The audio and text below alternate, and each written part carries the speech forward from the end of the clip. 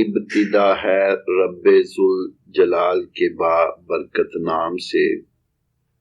ہماری آج کی تحریر ویڈیو کا ٹاپک ہے رزق کے 16 دروازے۔ پہلا دروازہ نماز ہے۔ جو لوگ نماز نہیں پڑھتے ان کے رزق سے برکت اٹھا دی جاتی ہے، وہ پیسہ ہونے کے باوجود بھی پریشان رہتے ہیں۔ رزق کا دوسرا دروازہ استغفار ہے۔ جو انسان زیادہ سے زیادہ استغفار کرتا ہے، توبہ کرتا ہے، اس کے رزق میں اضافہ ہو جاتا ہے اور اللہ ایسی جگہ سے رزق دیتا ہے جہاں سے کبھی اس نے سوچا بھی نہیں ہوتا۔ رزق کا تیسرا دروازہ صدقہ ہے۔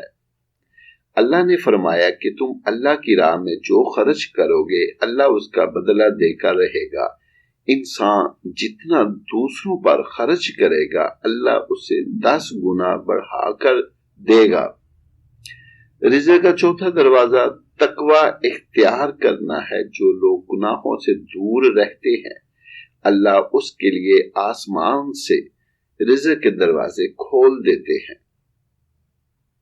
رزق کا پانچواں دروازہ کثرت نفلی عبادت ہے۔ جو لوگ زیادہ سے زیادہ نفلی عبادت کرتے ہیں اللہ ان پر تنگ دستی کے دروازے بند کر دیتے ہیں۔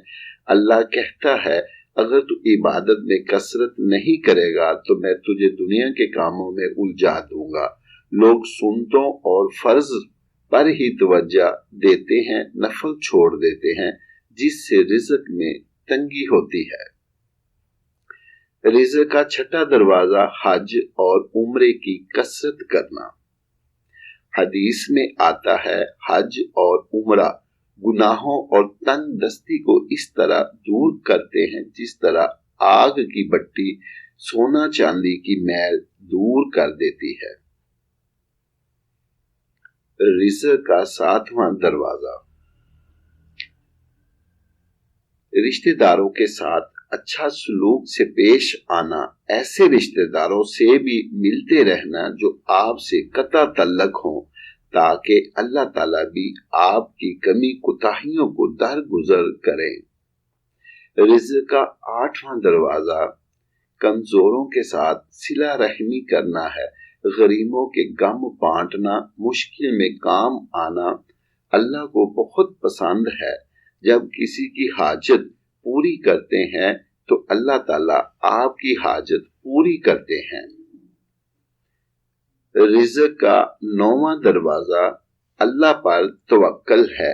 یقین رکھیے کہ اللہ دے گا تو اسے اللہ ضرور دے گا اور جو شک کرے گا وہ پریشان ہی رہے گا۔ رزق کا 10واں دروازہ شکر ادا کرنا ہے۔ انسان جتنا شکر ادا کرے گا اللہ رزق کے دروازے کھولتا چلا جائے گا۔ رزق کا 11واں دروازہ ہے گھر میں مسکرا کر داخل ہونا۔ مسکرا کر داخل ہونا سنت بھی ہے۔ حدیث میں آتا ہے نبی صلی اللہ علیہ وسلم نے فرمایا اللہ فرماتا ہے کہ رزق بڑھا دوں گا جو شخص گھر میں داخل ہو اور مسکرا کر سلام کرے۔ رزق کا 12واں دروازہ ماں باپ کی فرما برداری کرنا ہے۔ ایسے شخص پر کبھی رزق تنگ نہیں ہوتا جو اپنا مال اپنے والدین پر خرچ کرتا ہے۔ رزق کا 13واں دروازہ ہر وقت باوضو رہنا۔ جو شخص ہر وقت نیک نیتی کے ساتھ باوضو رہے تو اس کے رزق میں کمی نہیں ہوتی۔ رزق کا 14واں دروازہ چاست کی نماز پڑھنا ہے جس سے رزق میں برکت پڑتی ہے۔